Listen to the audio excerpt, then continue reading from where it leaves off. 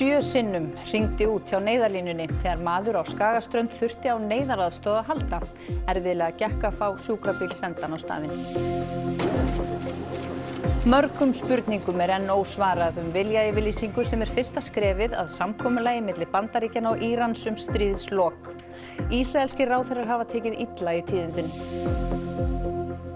Framkvæmdir við nýja þjóðarhöll hefjast í haust og gert ráð fyrir að byggingin verði tekin í notkun árið 2030.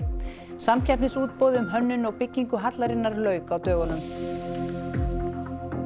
Á annan tug tilkynninga hafa borist húsbrot í klaustrið í Garðabæ á þessu ári. Slysahætta í húsinu og slökkviliðið hyggst taka út öryggi þess á næstu dögum. Bretar ætla að banna samfélagsmiðla fyrir börn yngri en 16 ára næsta vor. Forsætisráðherra segir alla foreldra sjá að notkun miðlanna hafi slæm áhrif á börn.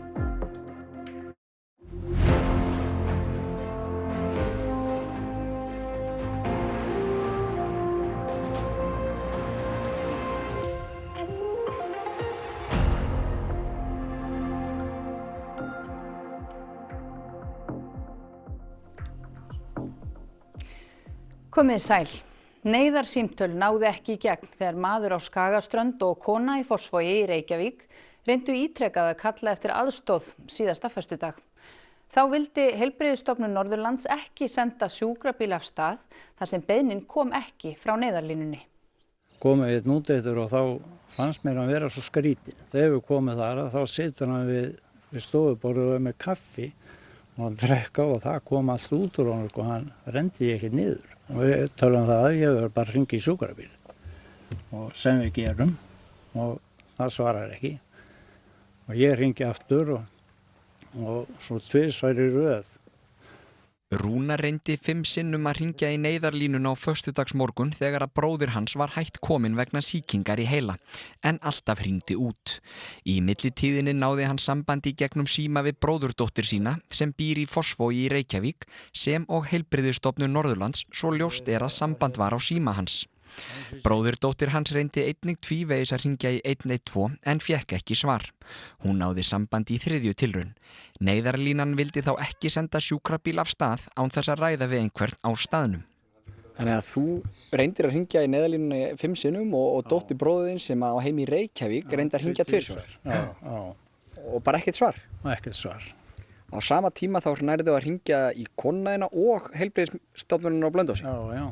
Ég gat hringti hann og ég talaði við stelpuna fyrir sunnan líka og dóttir hans og það var ekkert mál. Símtölin virkuði í alla nema neyðarlínuna? Já, alla nema neyðarlínuna. Rúnar hringdi að lokum í Heilbrigðisstofnun Norðurlands á Blönduósi sem vildi heldur ekki senda sjúkrabílinn nema boðin kæmu frá neyðarlínunni. Loks tókst Rúnar að fá bíl sendan á staðinn og hann keyrði á móti og mætti þeim á miðri leið frá Blönduósi. Fljótlega eftir það var bróðir hans kominn í öndunarvél. Forstjóri Heilbrigðisstofnunar Norðurlands segir að verkferlum hafi verið fylgt. Almennt sé ekki hægt að hringja í Heilbrigðisstofnun og óska eftir neyðarflutningi. Það bara öruggara að þetta fari allt í gegnum einn kanal og það þá bara farið í gegnum neyðarlínuna með öll svona útköll. Og eru engar undantekningar til dæmis ef að fólk næri ekki gegn í neyðarlínuna eða mannslíf er í hættu? Það náttúrulega eitthvað sem þarf skoða. Ég held að við stofnunin þurfum vissulega að taka þetta sérstaka tilvik til skoðunar og hafa einhverja svona leið til að hjálpa fólki eða næri ekki í gegn og hringja þá kannski bara beint frá stofnuninni. Jón Svanberg Hjartarson, þú ert framkvæmdastjóri neyðarlínunar.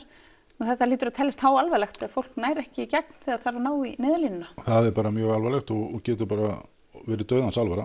Það nú bara einfaldlega þannig. Og hvað haldið þið þarna hafi farið úrskeiðis? Hvers vegna nær fólk ekki neyðarlínuna en í einhverju nákomna? Það liggur ekki alveg ljóst fyrir, þannig að það sé hægt að úttala sig það akkurat núna, en svona rökin hníga flest af því að þarna sé samspil þess að það búið að loka 2 og 3G farsímakerfunum. Þannig að neyðarsímtal sem að fer í neyðarham í símanum, að það nær bara ekki í gegn. Og hvað til ráða? Það sem til ráða í rauninni uppfærsla á símtækjum eða hreinlega að skipta þeim út vegna þess að kerfið þjónustar það ekki lengur. Nú erum við með áætlunum að þetta séu svona 6.000 tæki á Íslandi og það yrði mjög bagalegt að eitthvað þeim yrði í þessum sömu aðstæðum og bara svo það komið nú fram að við höfum nú rætt þetta mjög ítarlega og erum að sjálfsögðu með algjörlega núllsýn í þessu að það eiga allir að geta hringt í 112 þegar eitthvað að. En ekkert sem þið geti gert ykkar megin til að komast til móts við fólk sem ekki kannski með nýjustu tegundir á síma? Já sko, þetta hefur svo sem alveg verið auglýst og þetta ætti ekki að koma óvart. Það þeir sem eru með þessi tæki hafa fengið SMS frá sínum símafélögum og jafnvel verið hringt í aðila frá félögunum, eða í aðila sem símafélögin hafa hringt í. Ef þú nærði ekki 112 í síma, þá eru tvær aðra leiðir, það er að nota 112 appið eða netspjallið í gegnum heimasíðuna. En það er bara ótækt að það náist ekki samband við 112 eftir hefðbundnu leiðum. En það er einhver pröfuleið, það er eitthvað sem fólk getur pröfað, það getur til aðtöga hvort það náir. Það voru sett upp pröfunúmer sem hefur sömu virkni og þegar þú hringir í 112 og það er símanúmerið 1280. Þannig að við hvetjum fólk og höfum gert og hvetjum fólk að hringi það númer, þá kemur símsvari sem svarar hvort að símtalið nær í gegn og þá átt að vera viss það og getur náði í 112 ef það þarf þá því að halda. Ég finnst að símsvarin segir að símtalið berist ekki í gegn eða að þú fær bara dauða línu, þá er eitthvað að þá svona hvetja alla til þess að hafa sambandið sitt símafélag til þess að fá leiðbeiningar uppfærslu eða hreinlega að kaupa nýjan síma. Eitt rétt að lokum, þú nefndir tvær aðra leiðir að það var hægt að hafa samband við gegnum netspjall eða app, en það helst örugglega oft í hendur og þetta er kannski eldra fólk sem er ekki með nýjustu tækni. Það er nefnilega algjörlega þannig og þess vegna er mikilvægt að aðstandendur eldra fólks og aðstandendur fólks til dæmis bara fólk í viðkvæmri stöðu að það þarf aðstoð með þetta, þannig að bara hvetja fólk til þess að kíkja á símanni og ömmu og afa og gá hvort að það leynist gamalt SMS frá símafélagi að eitthvað virki ekki og eða hringi 1280 til þess að kanna málið. En ekkert ykkar megin sem þið getur stilt? Nei, ekki gagnvart þessu því miður. Takk fyrir komuna hingað. Takk. Fulltrúar stjórnvalda í Íran og Bandaríkjunum undirrituðu á netinu í dag viljayfirlýsingu framlengingu á vopnahléi. Ísrael á ekki aðild að viðræðunum sem miða þó að því að árásunum á Líbanon verði hætt. Skip heimsins ræsið vélarnar. Látið olíuna flæða, skrifaði Trump Bandaríkjaforseti í færslu á samfélagsmiðlum eftir að ljóst varð að samningur væri mögulega í sjónmáli. Hann kom til Frakklands í dag á fund G7-ríkjanna þar sem búast má við að stríðið verði í brennidepli. Ekki er hægt að kalla þetta friðarsamkomulag, heldur fyrsta skrefið í átt að slíku. Texti viljayfirlýsingarinnar hefur ekki verið gerður opinber. Þó hefur verið gefið upp að umferð verði bráðlega hleypt Hormúsund. On Friday it'll be completely opened. We got along very well with Iran. It's a different set of leaders. Stórum spurningum er þó enn ósvarað. Til dæmis vilja Íranar að efnahagsþvinganir verði felldar niður og fá tilbaka frystar eignir í útlöndum. Að sama skapi hafa Bandaríkjamenn krafist þess að Íranar hætti að auðga úran. Viðræður þau mál eru sagðar bíða betri tíma. Stríðið hófst 28. febrúar þegar Ísrael og Bandaríkin hófu árásir á Íran og réðu æðstaklerk landsins af dögum. Síðan hafa þúsundir manna verið drepnar, flestar í Íran og Líbanon. Ísraelar sem hafa gert harðar árásir á Líbanon eiga ekki beina aðild að viðræðunum. Hið minnsta 2 ráðherrar segja samningin slæman fyrir Ísrael og hvetja Netanyahu forsætisráðherra til að hafna honum. Hvort Trump takist að sannfæra Netanyahu að hætta árásum á Líbanon á eftir að koma í ljós. Af hálfu Írana er það ófrávíkjanleg krafa. Fólk sem flúið hafði undan árásum Ísraela á suðurhluta Líbanons sneri sumt tilbaka í dag. فخر مبسوطة شكرا لإيران وكنا متوقعين إنه نرجع.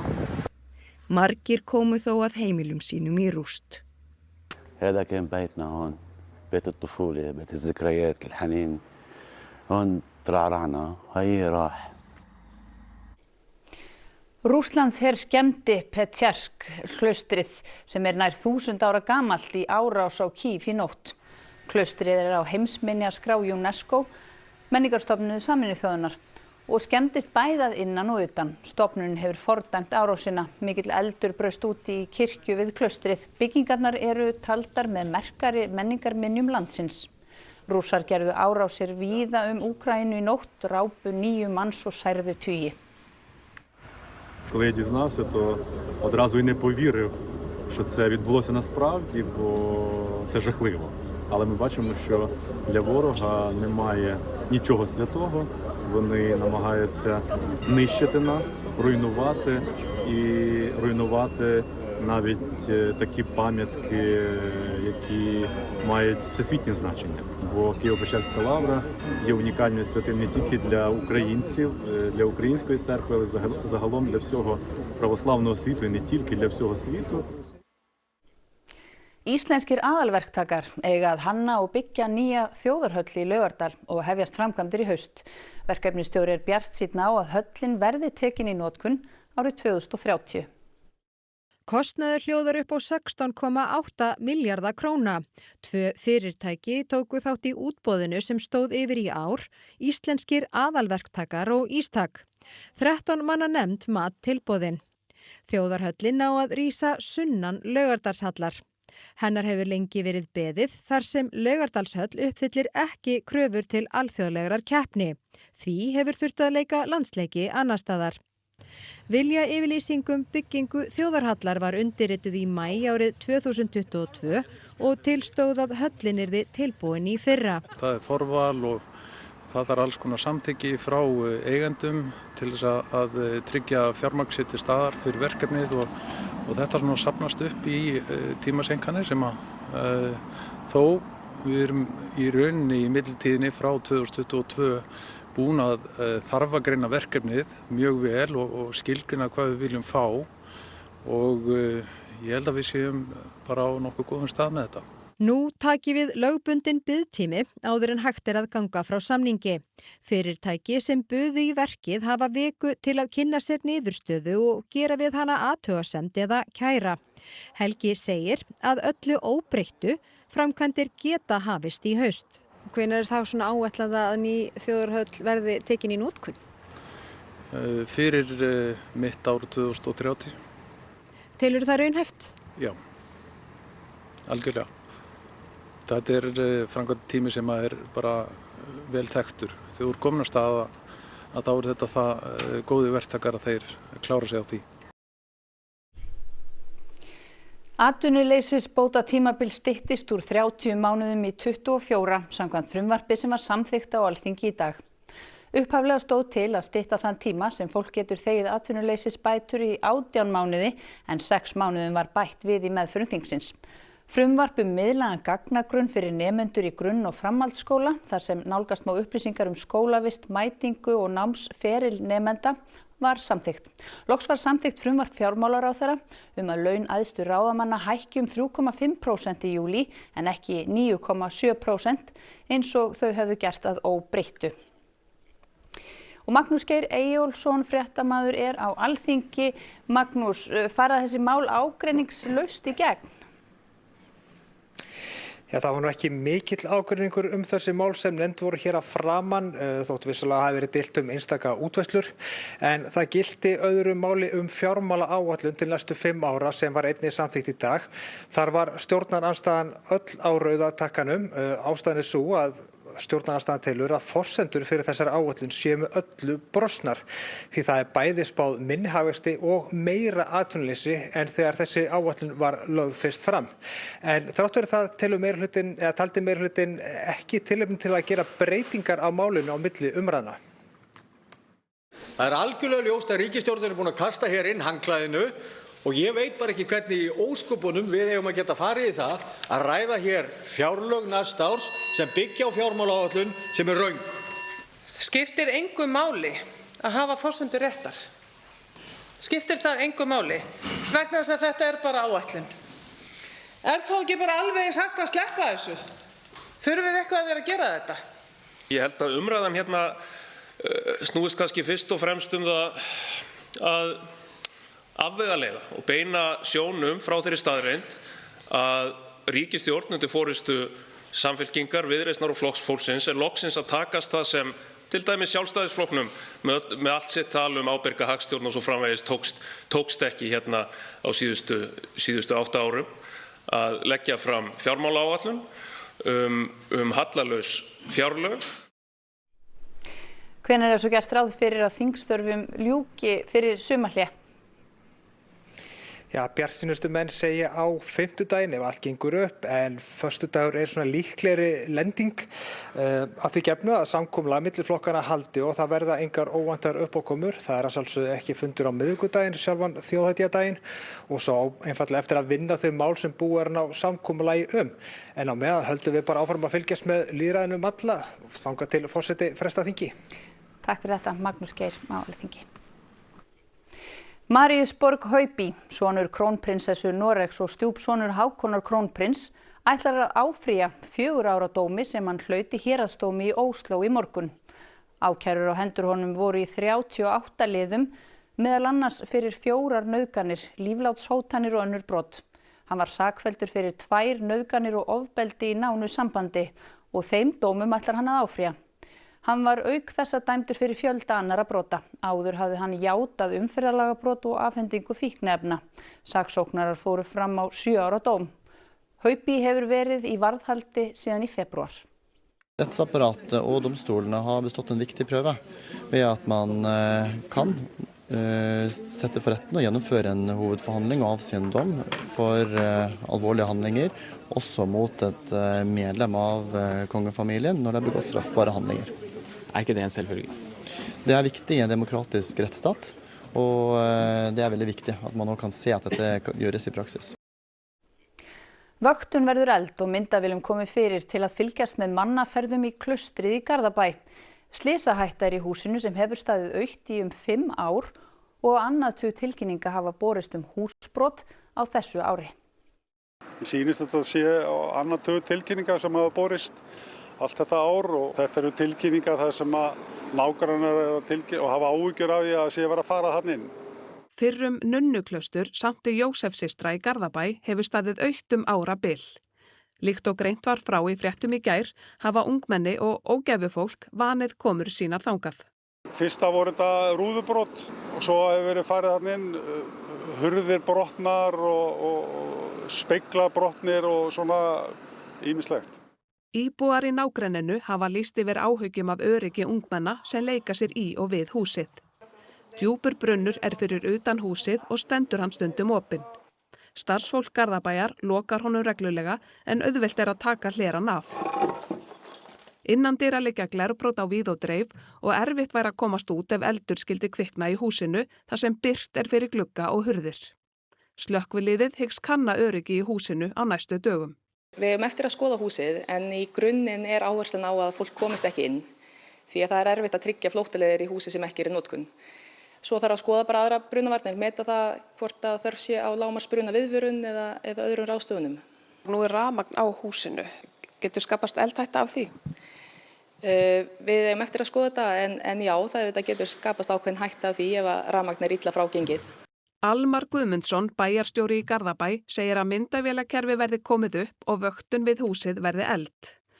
Bæjaryfirvöld hafi þegar fundað með íbúum í grennd við klaustrið. Hann segir húsið hafa verið illa farið vegna myglu en vilji sér til að koma því í notkun að nýju þrátt fyrir mikla skemmdir sem verði kostnaðarsamt að laga. Bretar ætla að banna börnum yngri en 16 ára að nota samfélagsmiðla frá næsta vori. Sumum unglingum þykir þetta fulllangt gengið.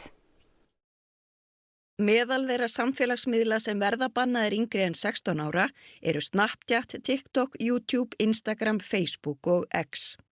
Samskiptaforritin WhatsApp og Signal verða áfram leyfð. Every parent can see it with their own eyes. Social media is making children unhappy. It's making it easier for bullies to harass and abuse them. And it could even be harming their mental health, exposing them to content that is dangerous, because that's what grabs the attention. It's designed to be addictive. Of course it is. Forsætisráðherrann sagðist í morgun hafa áhyggjur af því að börn verji meiri tíma í símunum en sífellt minni tíma við heimavinnu, lestur og leik úti við með vinum. Stefnt að því að þingið greiði atkvæði bannið fyrir jól og að það taki gildi í vor. Skiptar skoðanir eru meðal unglinga fyrirætlanirnar. Well, honestly, it's just wow. I thought it'd give it like more time to think about it and the effects it would have because I really like going on my phone, just texting with my friends, just funny memes and everything.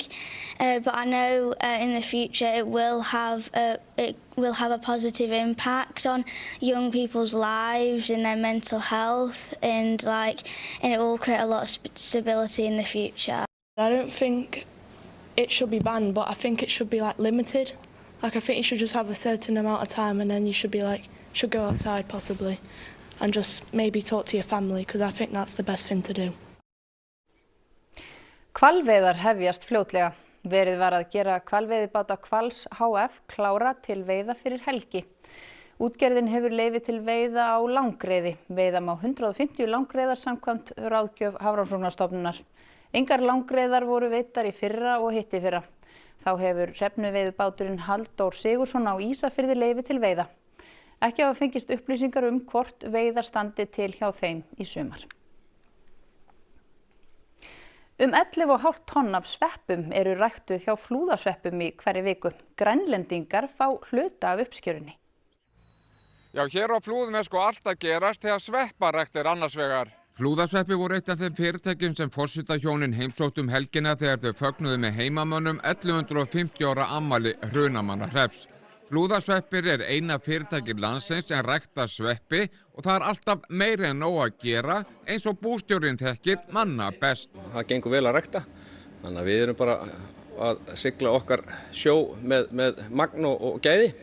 Hvað það að rækta mikið á hverju ári? Hvað mörg tonn? Við erum að framleiða í hverri viku það bil 11,5 tonn af sveppum og sem gefur okkur cirka rétt rúmlega 600 tonn á ári sem við erum að framleiða. Og þetta bara fyrir innanlandsmarkað? Þetta bara fyrir innanlandsmarkað, en svo leyfum við Grænlendingum aðeins að smakka á flúðasveppum, þannig að það kannski 0,1% af okkar framleiðslu flytjum við yfir til Grænlands. Ævar segir að ræktun á sveppum sé mjög flókin og vandað þurfi vel til allra þátta í ræktun þeirra og þar skiptir starfsfólki miklu máli en hann segist fyrir með topp fólk í öllum stöðum í framleiðslunni. Og hverju föstudagskvöld eru heimabaka pizzur hjá forsetahjónunum og þeirra fólki á Bessastöðum og þá eins gott að vera með réttu sveppina. Ég mjög spenntur fyrir að hafa bara sveppi á pizzu en krakkarnir vilja oftast hafa eitthvað kjötmeti. Og þá skulum við sjá hvað verður í Kastljósi kvöldsins. Vestmannaeyingar hafa búið við raskaðar samgöngur þar sem af ári. Vélarbilun í Herjólfi leyst með því að senda Breiðafjarðarferjuna Baldur til Eyja, Vestfirðingum til mikillar armæðu. Eyjólfur Ármannsson samgönguráðherra fer yfir stöðuna og nýsamþykkta samgönguáætlun. Þótt reykingar séu á undanhaldi hefur nikótínfíkn meðal ungs fólks fundið sér annan farveg. Nu har vi fået et andet alvorligt problem, og det det vi har her med nikotinposer. Vi har fået et andet alvorligt problem. Og það veðri, á morgun verður austan og norðaustan átt á landinu, yfirleitt gola eða kaldi, en hvessir heldur norðvestan til og við suðurströndina annað kvöld. Víða þurrt og nokkuð bjart veður en líkur á stöku síðdegisskúrum suðvestanlands. Hiti verður á bilinu 8 til 18 stig og það verður hlýjast á norður- og vesturlandi, en nánar veðrið að loknum íþróttum. Heimsmeistaramótið í fótbolta heldur áfram í dag. Spátn og Grænhöfða mættust síðdegis og úrslitin voru afar óvænt. Það hefur gengið á ýmsu á mótinu. Túnis mátti þola stórt tap gegn Svíþjóð og þjálfarinn var látinn taka pokann sinn í dag. Sara Rós Jakobsdóttir og Nicolo Barbici fögnuðu heimsmeistaratitli í 10 dönsum helgina. Þá heyrum við hljóðið í Huldu Klöru Gestsdóttur sem vann sitt fyrsta atvinnumannamót helgina. Þetta í íþróttum hér eftir fréttir. Áður en við kveðjum ykkur skulum við rifja upp það sem helst í þessum fréttatíma. 7 sinnum hringdi út hjá neyðarlínunni þegar maður á Skagaströnd þurfti á neyðaraðstoð að halda. Erfiðlega gekk að fá sjúkrabíl sendan á staðinn. Mörgum spurningum enn ósvarað viljayfirlýsingu sem fyrsta skrefið að samkomulagi milli Bandaríkjanna og Írans stríðslok. Ísraelskir ráðherrar hafa tekið illa í tíðindin. Framkvæmdir við nýja þjóðarhöll hefjast í haust og gert ráð fyrir að byggingin verði tekin í notkun árið 2030. Samkeppnisútboðum hönnun og byggingu hallarinnar lauk á dögunum. Á annan tug tilkynninga hafa borist húsbrot í Klaustrið í Garðabæ á þessu ári. Slysahætta í húsinu og slökkvilið hyggst taka út öryggi þess á næstu dögum. Bretar ætla að banna samfélagsmiðla fyrir börn yngri en 16 ára næsta vor. Forsætisráðherra segir alla foreldra sjá að notkun miðlana hafi slæm áhrif á börn. Þessum fréttatíma lokið og það komið að íþróttum og veðri. Næsti fréttatími í útvarpinu klukkan 10 kvöld og svo má alltaf nálgast fréttir á vefnum okkar ruv.is allan sólarhringinn. En við þakkum ykkur samfylgdina í dag. Hafið það gott og verið sæl.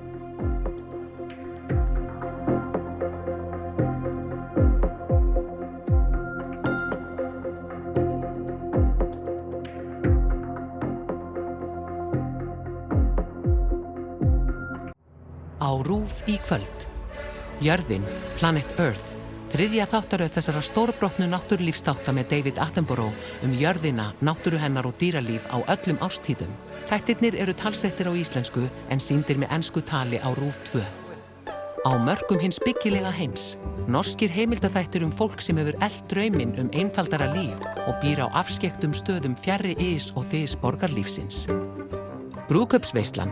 Samísk kona bindur vonir við að 3000 gesta brúðkaupsveisla sonar hennar færi hana upp metorðastigann. Hún fær börnin sín til að skipuleggja stórveisluna en sá hengur á að systkinunum kemur alls ekki vel saman. Ferjan. Eitthvað illt leynist borð í ferju sem siglir milli Svíþjóðar og Finnlands og þegar fjarskiptasamband rofnar miðja nótt engin undankomuleið. 2026. Ný bresk gamanþáttaröð eftir John Morton. Hugh Bonneville mætir til leiks sem Ian Fletcher í aðdraganda heimsmeistaramótsins í fótbolta sem fram fer í Norður-Ameríku í sumar. Our only option here, the only way we ever solve this is to cool the earth down. Right. Yeah. You want a high five? High five. Yeah.